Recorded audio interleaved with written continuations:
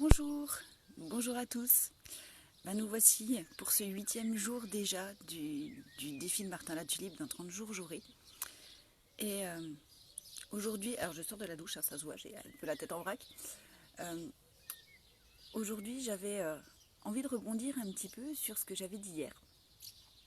Et voilà, et une de mes amies avait posté cette phrase de le problème c'est pas le problème, le problème c'est ton attitude face au problème, d'un très éminemment sage pirate Jack Sparrow.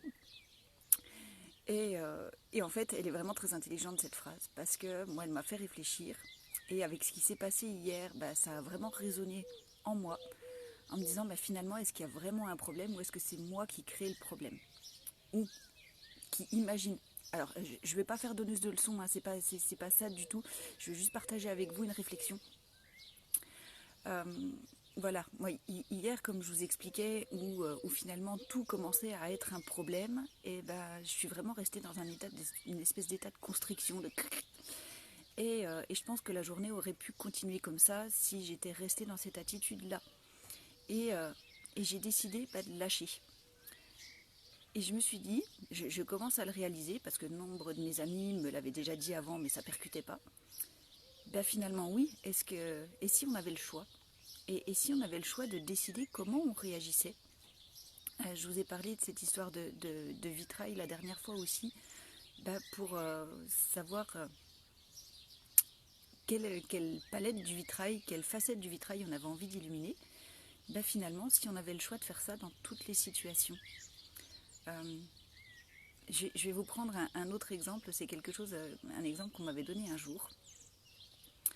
Imaginez-vous dans une soirée avec un mec bourré, et ce mec bourré vient vers vous complètement allumé et vous dit « Ouais, t'es la plus belle femme du monde, je t'aime ». Vous allez rigoler, vous allez dire « Oh, arrête de voir tes conneries, t'es bourré ». Ce même mec bourré arrive vers vous en vous disant « T'es la plus grosse connasse que je connais ».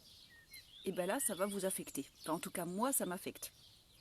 Et pour reprendre une remarque qu'on m'a donnée la semaine dernière, finalement, pourquoi je décide d'accorder plus d'importance et de valeur aux choses négatives qu'on dit sur moi et que je n'écoute pas les personnes qui disent des choses positives. Finalement, pourquoi l'un aurait plus raison que l'autre ? Pourquoi choisir le négatif plutôt que le positif ? Et à l'inverse, pourquoi ne pas choisir le positif, finalement ? Et si on avait la possibilité de faire ça dans toutes les situations de notre vie, finalement ? Si on avait la possibilité de choisir la manière dont on réagissait devant tous les événements qui se passent dans notre vie. Alors j'ai un autre de mes amis qui parle de APR, absolument personnellement responsable. Et AIP aussi, attitude intérieure positive. Et finalement, et si c'était juste ça, le secret ? Si c'était juste se rendre compte qu'on est responsable de ce qu'on ressent, et que si on décide de rester positif, on peut être positif. Et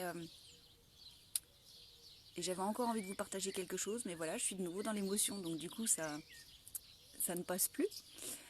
Voilà, juste envie peut-être de dire que finalement, décidons d'être heureux, décidons de choisir. Alors il y a des fois c'est plus difficile que d'autres, on est bien d'accord.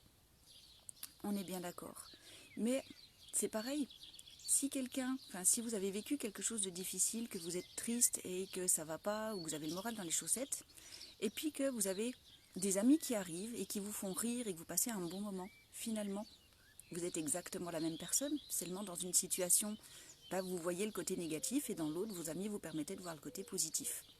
Et la situation en elle-même, elle n'a pas changé, votre personne, elle n'a pas changé non plus, mais vous avez dû juste changer le prisme par lequel vous voyez et vous voyez la situation. Alors voilà, c'était ma réflexion du jour. Et si on décidait d'être content ? Et si on décidait d'être heureux ? Et si on était heureux d'être content ? Merci Fabrice pour cette superbe phrase qui me fait toujours rire. Et puis, parce qu'on est content, parce que moi je suis contente, parce que je suis heureuse de partager ces réflexions avec vous, alors qu'elles vous parlent ou qu'elles ne vous parlent pas, mais moi en tout cas ça me parle parce que ça m'oblige à réfléchir sur moi et sur mes attitudes. Ben, je vais vous partager en commentaire une chanson que j'adore, qui s'appelle Je suis content, que j'écoute très très très fréquemment. Et j'adore les paroles et je trouve qu'elle est tellement pleine de beauté et de sagesse, alors j'espère qu'elle va vous parler aussi. Je vous fais des gros bisous et je vous dis à très bientôt, bah à demain pour le coup. Bye bye.